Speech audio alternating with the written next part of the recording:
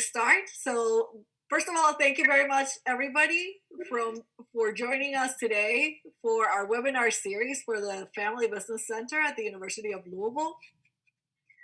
Just a reminder of what our center does. The center is an integral part of the College of Business, and our mission is to help business families and their enterprises succeed. And how do we do this? We do this by creating a community of business owners and advisors that helps family businesses kind of navigate their challenges. We also provide educational seminars and educational resources for business owning families and for advisors. We also generate, translate, and disseminate research about family enterprises, and we serve as advocates for family businesses in our region. So thank you very much for joining us today. A couple of things before I introduce our speakers today. So the first thing is that, as I said, everybody has their microphone muted for the remainder of at least while we're talking. Second, you can turn on your cameras. Just to let you know, we're going to primarily focus on when we are recording this, so we're going to focus on the two people that are primarily talking. A third thing, and a very important thing, if you happen to have questions throughout any time, please make sure to use the chat function and put your questions there. We will be monitoring everything in our chat. And as always, we try to make this a very conversational type of approach because I think it's going to be very useful, and we get to learn more about it this way. So one of the things that we wanted to do with this seminar was that we wanted to educate you more on where advisors are affecting and how can they impact your business. Since I joined the Family Business Center, one of the things that I've seen most people ask me is, so how do I know if I need an advisor, or where do I even start talking to an advisor? So that's what we had in mind when we developed our webinar for today. So it's a pleasure for me to introduce Matthew Saltzman, who is a professional that has a professional with more than 30 years of experience. He has been working in capital markets with the majority of his career spent in Wall Street. However, in the last, I would say that in the last 5 or 6 years, he has been much more related with family businesses and has a lot of wide experience with large, small, and anything in between. So welcome, Matthew. It is an honor for us to have you for our webinar today. Well, thank you so much, Isabel. I really appreciate you inviting me to speak with you. I'm looking forward to it. I think it's going to be a really nice conversation. Family Business Center does so many good things for people, and we're really proud to be affiliated with you. So I would like to start our webinar today with a question and a poll. It should be popping pretty soon, and it's going to ask you whether you have ever worked with an advisor or a consultant in the past.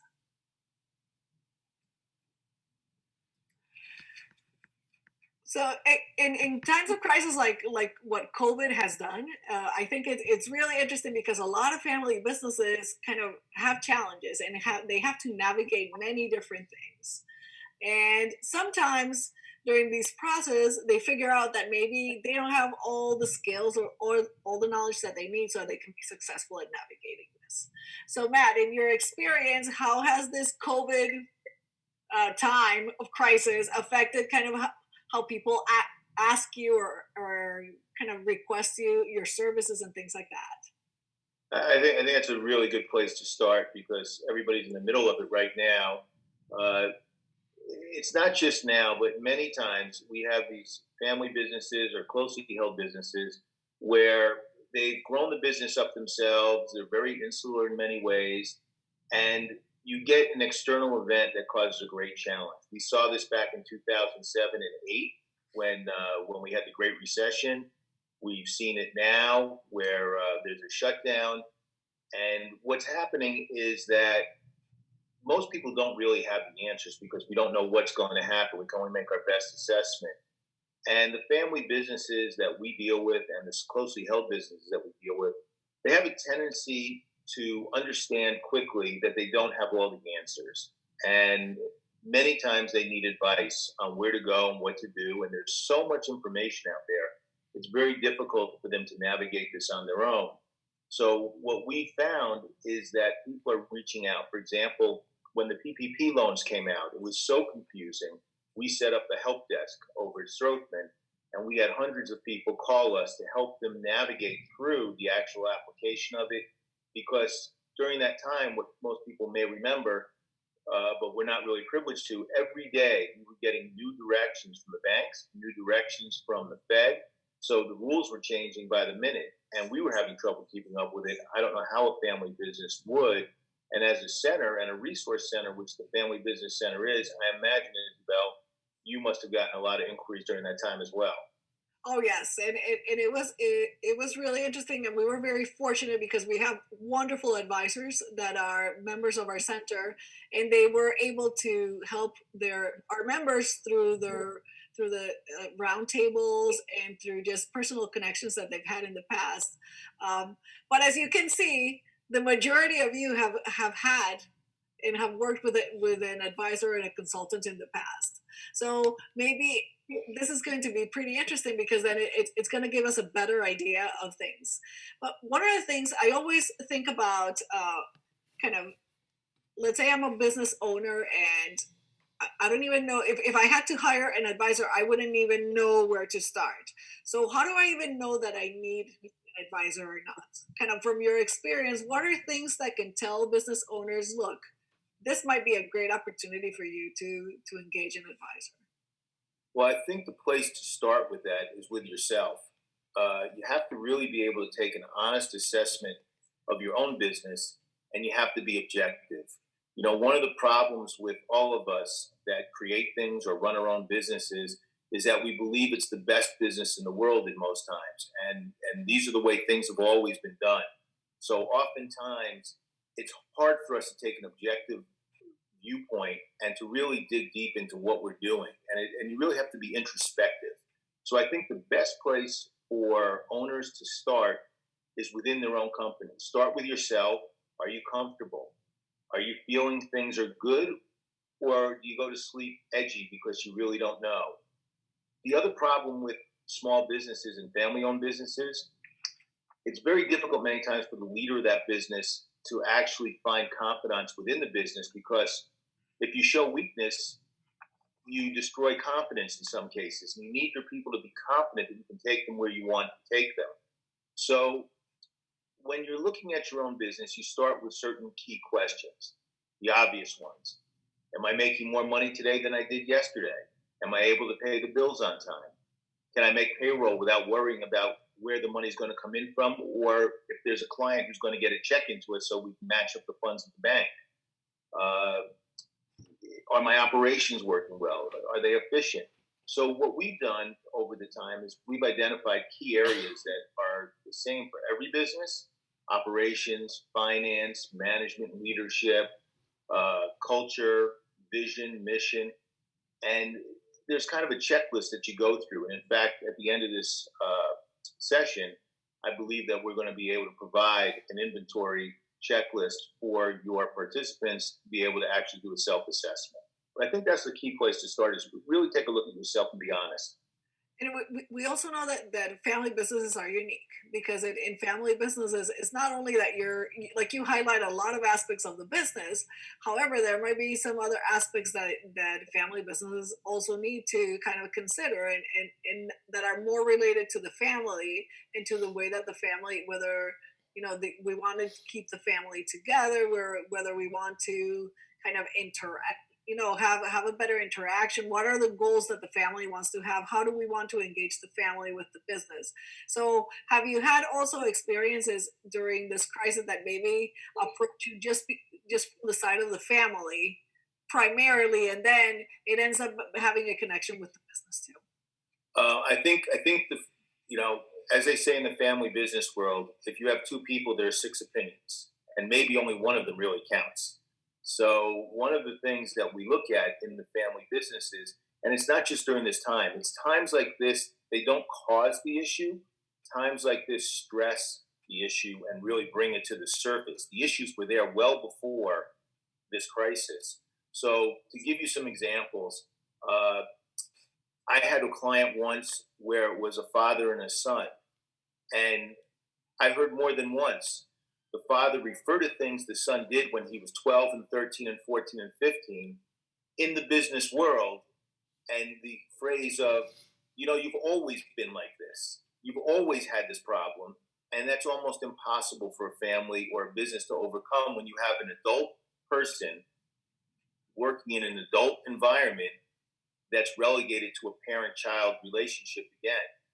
And the family dynamics are very tricky. You have families where they're designed to include all the children, but some of the children just can't grow as fast as the other children, and we've created jobs for them.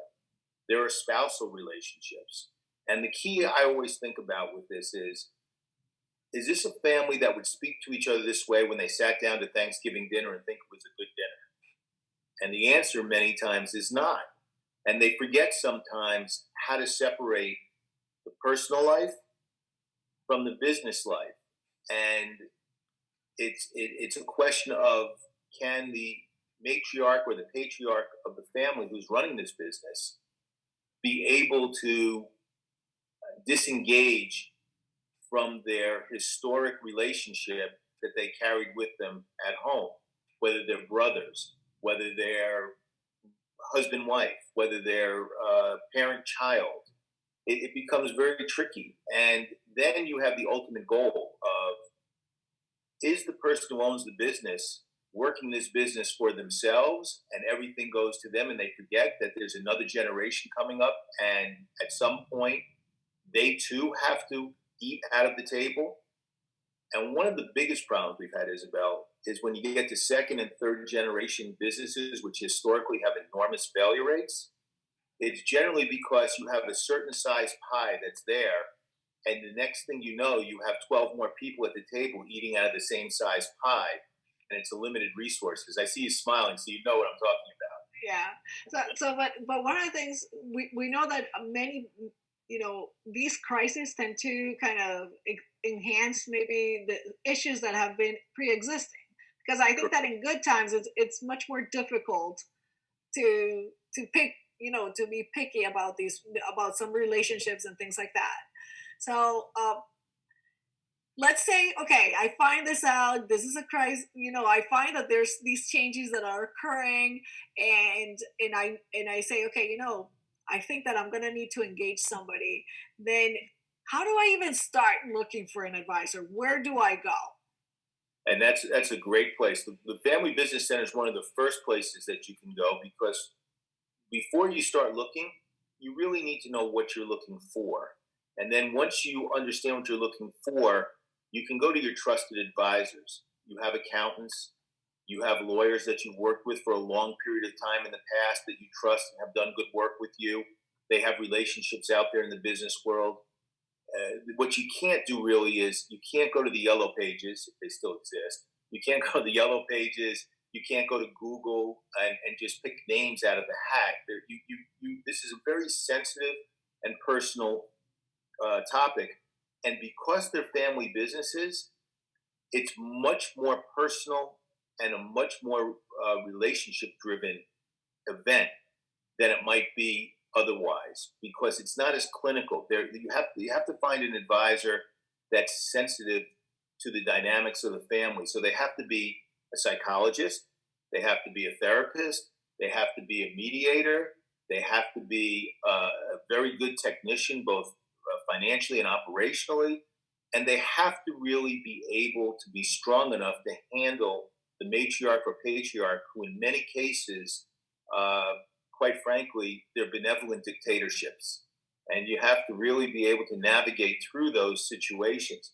Where you find them, you're going to find them through referrals of people that you trust, or people that you might have seen in a situation like this, or something else. You want somebody who's relatively accessible, because your issues are 24 hours a day, and you want that advisor to be accessible.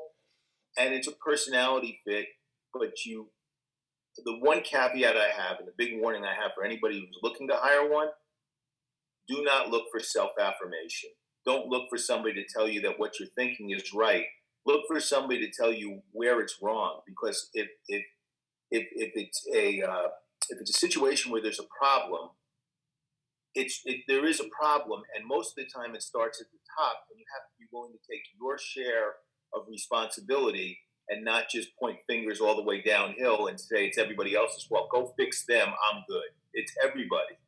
Does that make sense? Yes, and let me put a plug in for the center because I think that one of the strengths that we have as a center also is that we have great advisors that are members of our center. And if in any time you're searching for an advisor, feel free to reach out to us because we know a lot of different people and we can give you a wide variety of people that you can talk to. Because I agree with you that it's a very personal type of relationship. And in this personal, you really need to find somebody who is going to understand you and who you can kind of have an interaction with because sometimes you have to share information that is very personable, like very personal, and maybe for some people that is like you have to find like a partner, literally a partner that is going to be willing to kind of work with you so that you can understand and you can develop yourself and your family and your business and grow together in a way. Right. I think the key thing that we're talking about here and what you're saying is absolutely right. Number one, it's not something that you do all the time, so you're not going to be familiar with it. You're not used to it. Number two, um, there may be people who are equally competent, but one may not be able to communicate well with you or understand your style. And you want them to, so you need to interview multiple people to understand it. But three, one of the most critical pieces is you don't want to come through the experience and be in worse shape than when you started because you're all twisted up and you wind up not doing anything with the work. So one of the things that we really work with the owners on is something we call accountable execution. And it's holding everybody accountable, not just us, but also holding the owners and their executives and their people accountable. And in family businesses, true accountability is one of the greatest weaknesses that runs through almost all family businesses because of that dynamic we spoke about, where it's a fine line between discipline and love and having to go to Thanksgiving dinner after reprimanding your child or, God forbid, your spouse or something like that. So it's a very tricky, or your mom, right? Yeah, it's a very, yeah, that's, yeah, it doesn't work so well. But it's a very tricky dynamic and one that is hard for people because by nature it's semi-confrontational, and that's not the nature of a family or a healthy family. So in this case, when you go to find an advisor, the center can be a tremendous asset because it knows people, it understands how they work, you have experience in this, you're objective, and you've vetted out a lot of the people that are affiliated with you, so they have a far better chance of finding good off the bat. So so I'm always concerned literally when kind of I try to do a new thing because I really sometimes I'm like, what should I be looking for, or kind of what is it that is going to make this engagement work? So, from your experience, if I am a family business, what are the sort of things, characteristics, knowledge that I should be looking for when I am engaging an advisor? Okay, and that is terrific. Number one, I will tell you what I don't think is so important. And what I don't think is so important that you have to find somebody who's worked with 27 other companies in the same industry as you, because all businesses are essentially the same. They have finance, operations, distribution, leadership, culture, and other than the subject matter expertise, which the business people have to have, the rest of it is about business processing. So you want a skill set where somebody is well rounded, they have an inclusive process, and you cannot be afraid to be challenged. You have to have somebody who's going to challenge you and challenge the current condition.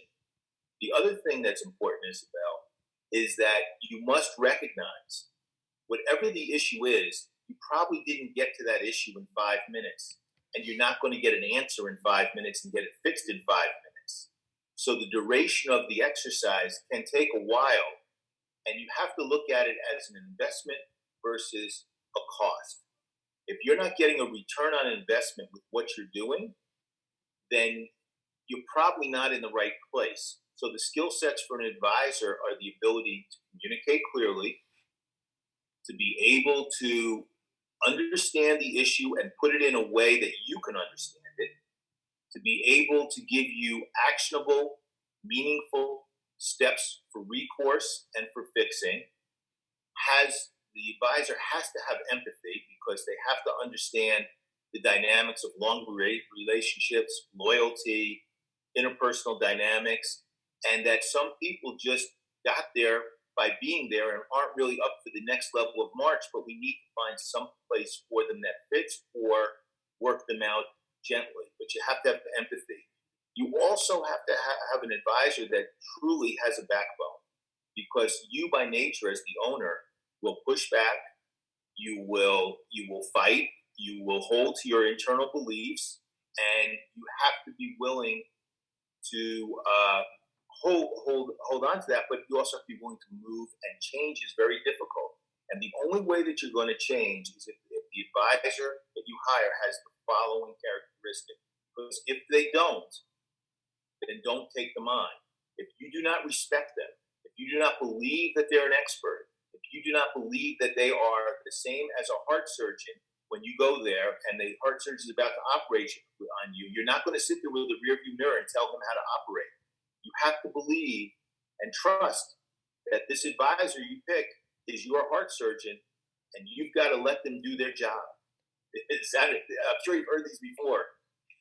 Oh yes. So we're going to launch our second poll. So Jocelyn will launch it in a second, and it should be popping on your screen. In the meantime, I do want to remind everybody, please, if you have any questions, start copying them on our chat. So, Jocelyn, we're ready for poll number 2. So, what items are going to concern you about retaining an advisor?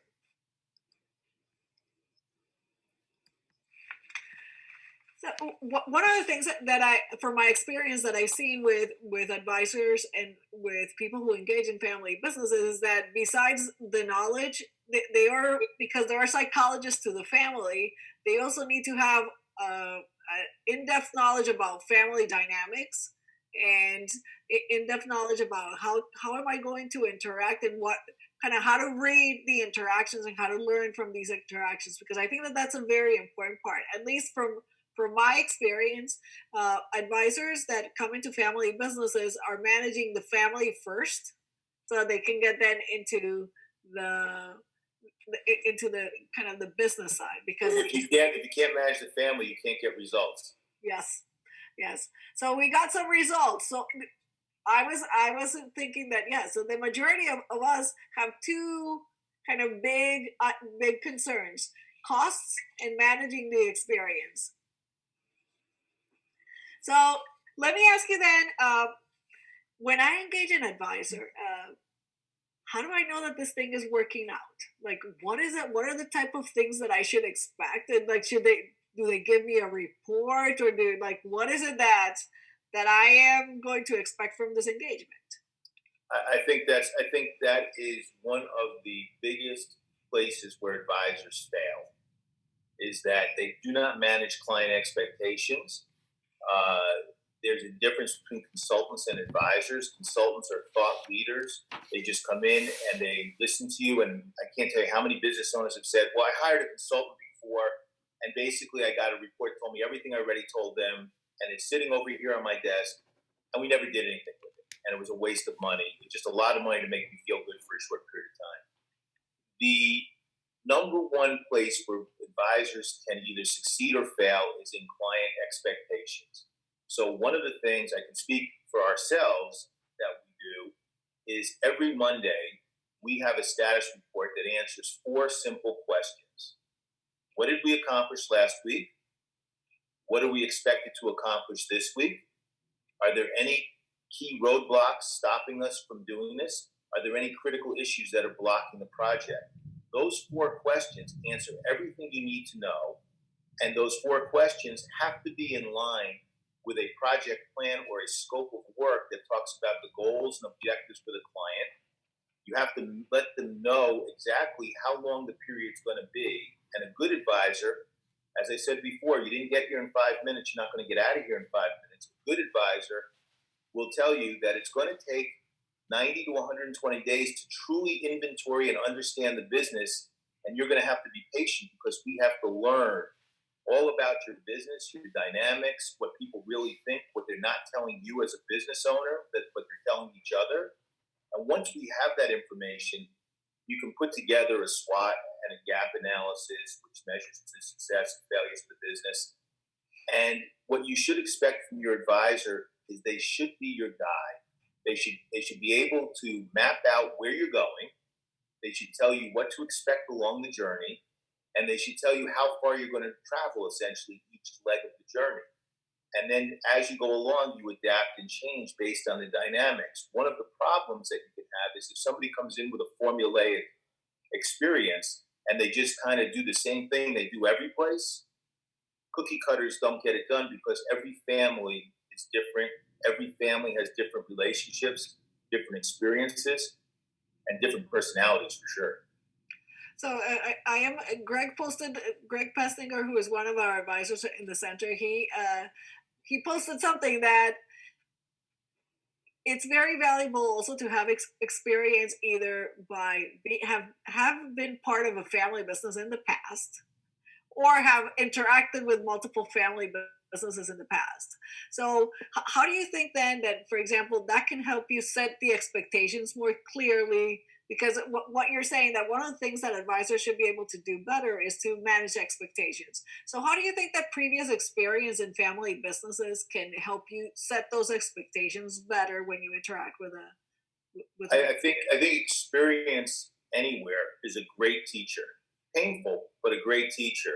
And this is not something that you try at home on your own. So one of the things that we do in our practice is we actually arrange for new clients to have two or three former clients or current clients that they can reach into. And we essentially give them phone numbers and don't tell those clients that these people are going to call. And we tell them, go have a conversation with them, talk to them. I'm not even going to call them. Just tell them that I told you to call. They'll take your call and they'll talk to you and tell you what their experience was. They'll tell you what the good, the bad was, how it works. And what has happened is that these CEOs or presidents of companies who are in the family business that we have, they tend to act almost as a support group for each other. They all tell each other, I know where you are. I've been there myself. If you ever need anything, call me. I'm here to talk because I know it's tough to talk to other people. And they actually almost form a small support group for themselves. Now, some of them take advantage of it. Some of them don't. But when we onboard them, it's a critical piece of the puzzle to onboard them. And with that, my clients are able to also share the imperfections of our group because we have certain ways that we do things, and sometimes it can be comfortable, sometimes not. But they share the good and the bad. And then if the client is fully disclosed and wants to work with us, and we want to work with them because we have to be as selective as they are, because we want success only. If that is a match, then when we work with them, we find it is so much easier. And we don't have to explain things. They know what to expect, and the experience is much more rewarding for them, and they get value, which is why cost is not an issue for them because value is only an issue, price is only an issue in the absence of value, and return on investment is how we quantify our results. But and when we talk about family businesses, we also have to highlight that we have to look into the family system because right now I know that there's a lot of business issues that matter, but in the family, like understanding the dynamics in the family, then understanding kind of the expectations that family members have for returns, or of joining the family. Is there kind of, it's also very important, because I think that's when we think about advisors and family businesses, that's a lot of what is done is from the family side, and kind of the interaction of the family with the business. So if you know, like if we have all of this, then and we're talking about family business, what sorts of results or outcomes should I expect when I engage an advisor? And how long should these take? Okay, so these are all relative questions, but I'm going to try and give you some absolute answers.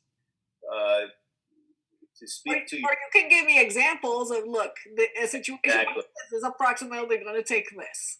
exactly, and in fact, examples is one of the great things. To go back to your previous point, many times it's difficult for you to look at somebody and say, you're doing this and this is the problem with your son or this is that. It's much easier if you have experience to use what I call anecdotal stories, where I can bring in a story from another company or another experience that's not them, tell them about the story, and very quickly they understand that that applies to themselves as well, and they can get the point without me having to point fingers at them. In terms of what they should get and expect, it really depends on the magnitude of the problem. So we've had clients where it's taken us 18, 24 months. We're with one client still for almost 5 years now because they get such value out of it and they don't want to let us go. And we've taken them all the way from practically out of business through a Chapter 11, back through to profitability, and now heading into monetization and exit strategy that they're going to at this point. We've had to recapitalize their buildings and recapture real estate and property for them. We've had other clients where the assignment has lasted, 12 to 15 months, some 7. It depends on what the owner wants to get out of it, and the result needs to be quantified before you take on the assignment. You have to understand the objective. As Alice in Wonderland once said, if you don't know where you're going, that's probably where you're going to go. So it's very, very simple, that you need to have some direction. You need to have a goal and objective, and it has to evolve, because as you go along and you achieve, things get there. Our basic rule of thumb is we like to do a 200% ROI. If you pay us 10, we need to show you that we could return you 20 through the business, either through efficiencies, reduced expenses, increased margin, better EBITDA, and everything we do is based on the capital structure. So this is another thing I would say. The activity of a consultant or an advisor, and really you want an advisor who's strategic, not tactical, but a strategic advisor cannot be divorced from the financials of a business. You have to have intricate knowledge of both, because at the end of the day, the money tells the whole story. And so how would that work in the family side? Because if you think about family businesses, I might engage you because I have issues in the family. So how do I quantify the family side? Okay, so now if you're talking about it where the business is running fine and it's all about the family, then you're really looking for a therapist. You're not really looking for a strategic advisor. Well, but And the reason why I say it is because a lot of people have like the issues that are occurring in the family are what is hurting the business. So it literally, like, the business has the processes and the works. So, and sometimes you need to help a family kind of better understand that process. yes, and there are specific advisors that are developed for that develop their practice all around leadership, all around communication, all around family dynamics, and that's more of the EQ side or the soft side of the business, and they will focus on that, and that may be a type of advisor that you want. There are advisors that are there when you're thinking about an exit strategy for monetization of how to prepare for your how to prepare for your next chapter financially. Those are financial advisors. There are operational and strategic advisors who deal with the company in terms of the operations. We happen to be strategic advisors who focus on operational and transactional activities. We incorporate the aspects of leadership and culture and those things within our activities, but that's not our primary thrust. Nobody hires us for that. If that's the issue, then there are other better equipped people who come with a tool set specifically for that. And the psychological side can drive a lot of it because it gets to communication, but you still have to fix what's going to pay for everybody and make sure there's enough food for everybody when the other hands come to the table. Oh, I agree. It has to be like a negotiation between the two sides because they're both going to affect the future and the continuity of the family business. And it might sometimes through some of these interactions, what we do is we find out that maybe uh, under some circumstances the business might be causing too many problems. So the, if our concern is to keep the family together, then we exit the business and we launch and we do other things, and I understand that. That's So right. but I think that when we talk about family businesses, it's very important that second part of your answer where you say that there's different types of advisors, that there's advisors that focus primarily on kind of the strategic side of the business, there's others that focus on the strategic side of the family, on the goals of the family, and there's others, my guess is that there's others that try to combine both or have a group in their advising that can focus on both issues. I think that there are people that can focus on issues of the complete spectrum, but I do believe that as an advisor, you can try to be too much of everything and wind up being too little of everything. And so, uh, you know, when we do generational transition, for example, we have to incorporate the family dynamics to a large extent. And a lot of our work is focused on that to get it teed up so that we can actually get to a transition that makes sense for everybody. But we don't come in with that as the focus to fix that dynamic and then go away. There has to be another reason for it. If there's another group in town who is very, very good at fixing those dynamics and putting communication in place, and if that's the purpose and what they need, then that group would be better suited. There are other people who prepare financial plans and understand how to structure the benefit plans and set up those financial things. They're better suited. In our group, we happen to touch all of that because you have to be a well-rounded advisor. Otherwise, you, yeah, you can't just be a widget fixer. You have to understand how the whole thing works. And in family businesses, the whole thing is as much about personality and psychology and relationships as it is about actually the business. But your point was one of the best ones I've heard, that if the point is to keep the family together and there's stress and strain and grinding, sometimes you either are going to get rid of your family or you're going to get rid of the business. And you can't pick your family, but you can pick your businesses and friends. So you want to figure out what's really going to work for you. And sometimes the removal of one of the people is even better. It's better for them, better for you. One of the biggest questions that people always ask me when we talk about kind of advisors is so or how much should it cost, and how do I determine, if I want to budget it, if I want to include it in my, let's say, in my goals for next year, then how do I know how much to budget? Where do I understand kind of what is a fair price or something like that? And I know that a lot of the times um, price is not the issue, but they don't. As a consumer, I would say what they don't want to do is they don't want to feel like they're being taken advantage of and they're being charged too much. So if I am a family business that has never hired an advisor, then how do I know what is fair and what is not? Okay. And this question is one of the hardest ones to answer because in most cases, in every case that we go into almost, our we're not the cheapest and we don't go on price. We go on results. And so we answer the question of what is fair, what is it, what is the magnitude of the problem, and how much is it worth for to you to get that problem solved, and what will your return on investment be? I can tell you there are many times where, well, let's go back for a second. We talked about experience. We talked about having all these skill sets. We talked about effectiveness of communication, and we talked about time. Well, those kinds of people don't work for 50, 60, 70, $100 an hour. They're expensive.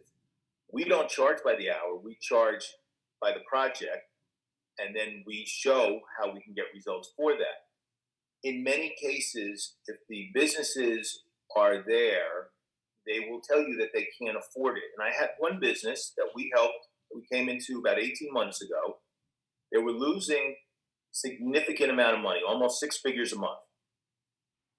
And the owner looked at me and said, how can I afford, am I going to be able to pay you? How can I afford to pay you? And I said, I'm not sure you can afford not to pay me. And they hired us. And in the 18 months, we've cut close to $800,000 a year out of the budget without laying people off, just changing things around. We've taken their debt from $4.2 million to about $800,000. We've restructured the business. They don't even think when they pay us. It's a blink. And they pay us first before everybody. And our check is never questioned. But if you think about it in terms only of money, then it becomes a problem. So again, it's about value, and it's about what are you going to get, not about how much you're going to spend. And how do you budget it? There are more than enough times that clients have said to us, I don't know where I'm going to get it. And I tell them, we'll find you the money within a few months. We'll find you the money and it'll be fine. And we do, because it's always there. Now, if the consultant or the advisor is fair, they're going to tell you if it's not there, and they're not going to want the client, because they should only want success. So we only take on clients that we can be successful with, because we can't have failed experiences. So that goes back to who gave you the referral, how much do you trust them, what do you think? Can I ask you to clarify a little bit about what is a failed experience? Is a failed experience like the client doesn't get what they want? Or is a failed experience that we didn't move, we didn't achieve the results that we as consultants wanted out of that engagement? So what is the fail? They're both failures. And failure, to me, the number one failure is the client engaged us for an experience, and either the client was not up to doing what they promised to do in the beginning, and therefore we couldn't possibly win. And later on, we spent money and nothing has happened positive for the company. Or the failure is that you went in with expectations that couldn't be met, and you oversold a client on something that wasn't possible.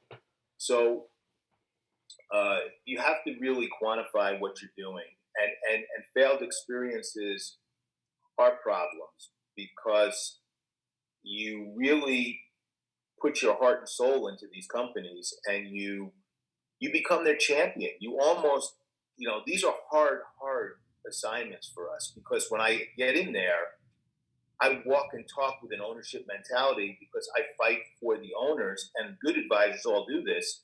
They fight for the owners as though it was their own company. So you begin to think of it as your own, and you carry the same emotions about making the place successful and wanting to be there. You engage with everybody, and that they're exhausting. You can only do a few of these at a time because it's a lot. Oh yes. And my phone runs 24 hours a day. I get calls weekends, all week, because they need you. They need where you are, and your job is to make sure you take them until they're strong enough to be able to get rid of you. And you want built-in obsolescence. You want them to grow up to get rid of the advisor. You build them so that you leave. So let me. I'm going to pose the third question for our polls. So, do people know how to maximize the impact of an external advisor? Like, how can you make it so it is the best experience for both? Because when I think about engaging somebody to help me in my work, I think that it has to be good for both of us. Like, I have to believe that I am better because of this engagement, and the person that engages that helps me has to be like has to feel good about the engagement too. Because if not, it's like I don't think it's a win-win situation. So, from your experience, if I am a person who's hiring an advisor, then Jocelyn, do we have the results? Let me put the results. Do you understand how to buy? Oh, this is good. A lot of people say yes, but others say somewhat.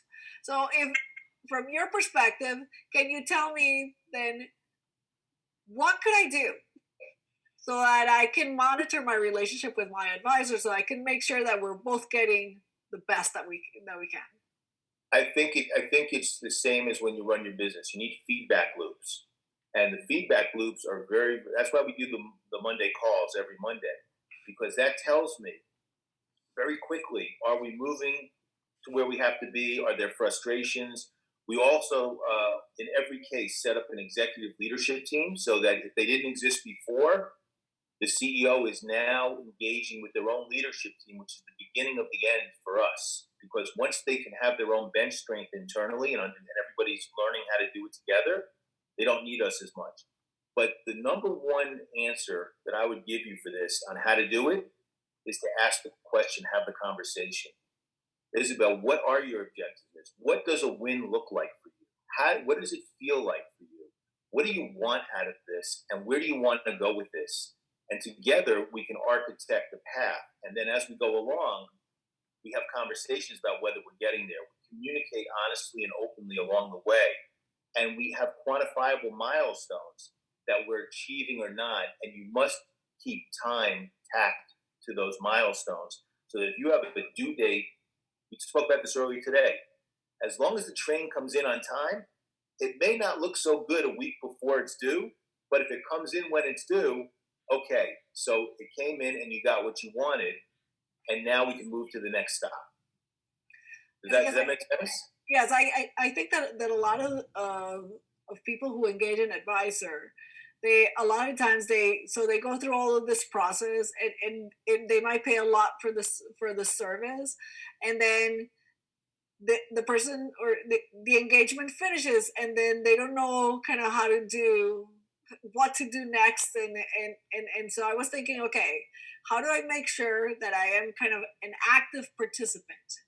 Because That part of the responsibility of an advisor engagement is the advisor, but I also believe that I, I'm going to call me I'm a consumer in that sense. I also have to be engaged, and I need to know what questions to ask. well, the questions to ask, there's no scripted questions to ask. The questions to ask is to have communication. And as you just said, this is not where you hire somebody and when you come back, your lawn is mowed. This is an engaged process that's a dual engagement that is absolutely guaranteed to fail if you all you think you're going to do is write checks.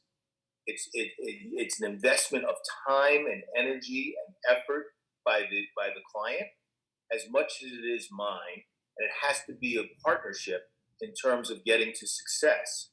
The questions to ask are, you should be learning every single day and be smarter every single day for the experience by what you're engaged in than you were the day before when you started.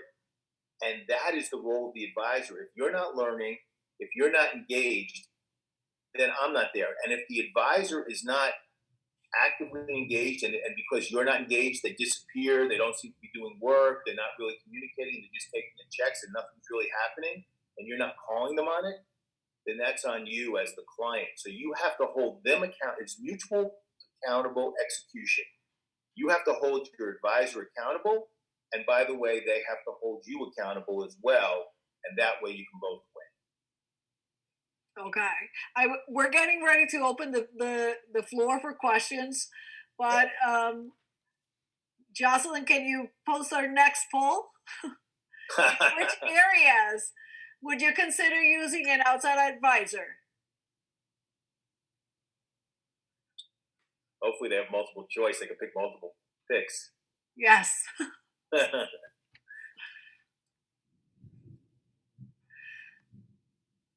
So I want to open it now for questions from the audience. We will wait for the results because I think that is, to me, it's very interesting to talk about kind of what is the experience and where is it that we want to hire, because from my engagements with different families and from the opportunities that I've got to meet different families around the world, I think it has been very useful to understand, to have a plan. However, what I found is that the majority of times they think that they have an issue in, let's say, marketing, and it ends up not being at marketing at all. It ends up being at a completely different area. So it is a very big responsibility, I think, of the advisor to be able to ask very clear questions and very strong clarifying questions, as I would call it, because I think that that's what's going to help them move forward.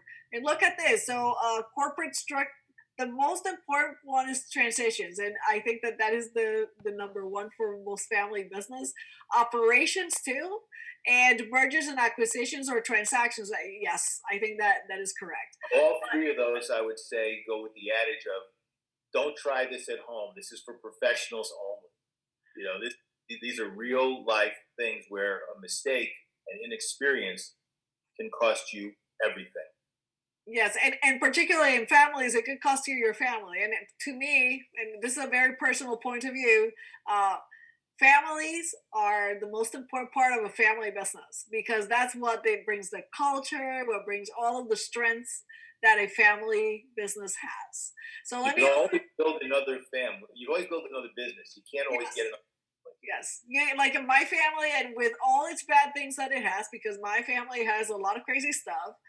I like, if I have to select them or a business, I will select them at any point in time. Exactly. So let me open it up for questions, so that if you have a question, you can either post it on the chat or you can unmute yourself. Going once. I feel like, Hey, Dr. Botero, this is Greg. I have a question. Go for it, Greg. Thank you. So I'm a second generation family business son, and my brother's running my family's family businesses in multiple categories. I watched my father, the founder, get kicked out of the company by my brother, the second generation person. And the key issue was my father, as the founder and the risk taker in the beginning, was very conservative with the way money was spent. My brother, on the other hand, was a visionary about rapid growth, and they came to a conflict in that space. How do you manage multiple generations that have different financial philosophies? You want me to answer that, or do you want to answer Yes, that? man. You go, and then I will go. Okay. I think, Greg, that's a terrific question, and I see it all the time, because what it comes down to is where they are on the time continuum. As we get older, our time horizon tends to shorten, and we become more conservative. In the case of your brother, he wants to prove his own mark. He wants to get there, and he feels held back by your father. And your father is saying, well, I've gotten us here, and it's worked this way. We don't need to be spending all that money right now. And the key issue underneath all of that is that I'll guarantee you, there was probably no solid transition plan with milestones and times that was put into place ahead of time, so that the power balance could change. And what happens is they come to an impassable gulf, and somebody's got to get pushed into the gulf so the other person can throw the bridge over it to get to the side of the road that they want to get to. And sometimes it happens, and sometimes it just becomes a frustrating experience where they go on and on and on. I have one client, it's taken me 6 years to work the transition peacefully, and I have done more counseling and I've taken myself off the account, been brought back to the account, taken off the account, and right now I'm just finishing the final transition of a conversation that started 6 years ago to get this done, and putting them both in a place where the objective was not only to transfer it, but to transfer it before we had the Charlton Heston syndrome of out of his cold hands before he releases the business, or the son decides to invoke what he called the nuclear option, which was, well, I'm just going to leave and start a competing business. That's the nuclear option. And we had to stop that whole thing, get them together. But it's really about having a plan in advance where both understand the seesaw that goes like this in terms of the power dynamics and the decision making so that one is comfortable. Matt Thornton and his father probably did it better than anybody I've ever seen, and the results are there. Yeah, I have. That's what I found, and you're exactly right. No plan. That happened 15 years ago, and they're doing just fine right now. They've actually expanded together. The big piece where the struggle was my father was a person that was raised not to ever borrow money, and my brother was a person that was raised to leverage capital for growth. So it was literally a psychological difference in opinion of where the business should go. So the way they settled it, actually, they get free advice now from me. But so now there's a third family member involved as an advisor, and that's a whole nother interesting conversation to have. But the way they settled it is that my father's now the bank. My brother leverages money from him at an interest rate to grow the business that my father started. So it worked out pretty well in the end, and the third generation is getting ready to take over. So but it was a struggle, and it doesn't leave the dinner table or holiday meals when that stuff's going on. Right. I was going to compliment Matt's answer by saying that a lot of times when we have conflicts like this is because we have different types of expectations, and we assume that we understand the other side's expectations, and that assumption always is wrong, because when I believe that I know what this person expects, I really don't know until I actually ask them and make it explicit, and expectations are often not explicit, which creates problems in a lot of different ways. And it especially in how we make decisions, and kind of the when they make the decision, the attributions that I'm giving to why is it that they made the decision that they made. And to that point, Isabel, you must always recognize it's very difficult sometimes for parents to admit weaknesses or insecurities to their children, and there may be motivations underneath it or reasons underneath it that they just don't feel like sharing with their children because they never have, and that's not their role, and that parental role comes in. So one makes an assumption about the other, and it may not be that he doesn't believe his judgment is good in terms of the child. It may be that he has internal fears and issues in his own that he just has never shared, and they don't really understand each other to the level they need to at that point. Yes. So we are getting to the end. It is 11:58, and as a big promise that I make, we are going to keep it to a 1 hour type of webinar. So before anything, I would like to thank Matt for your attendance and for sharing your experience. I love having the opportunity to interact with you and to talk to you. And I love having all of you, the participants. It's always great to see your faces. We hope to see you face to face at some point in time during this year. But before we finish, let me share with you a couple of things. You're going to be receiving an email from us so that you can give us some feedback on the things that you like, some areas to improve, and maybe some future areas that we can have webinars and conversations in. Second, wait a second. Okay.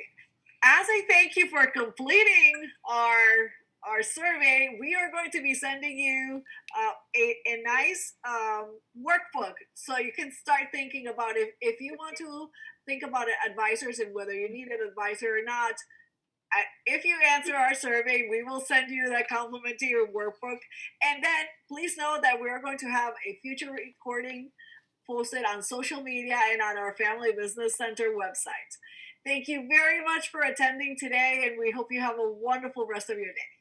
Thank you very much, Isabel, for having me. I appreciate it. The workbook will give you an inventory of your own business to figure out how you want it, if you need an advisor or not. But thank you for the time, and thank you for everybody attending.